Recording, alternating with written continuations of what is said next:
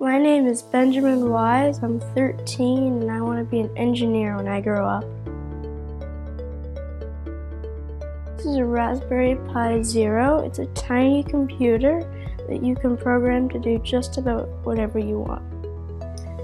This is an environmental sensor. It senses temperature, humidity, and air pressure. The fridge sensor that we made senses environmental conditions on the inside of the fridge. This is the Raspberry Pi Zero. This light indicates that it's working.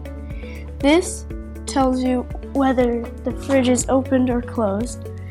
And these lead to the environmental sensor on the inside, reading temperature, humidity, and air pressure.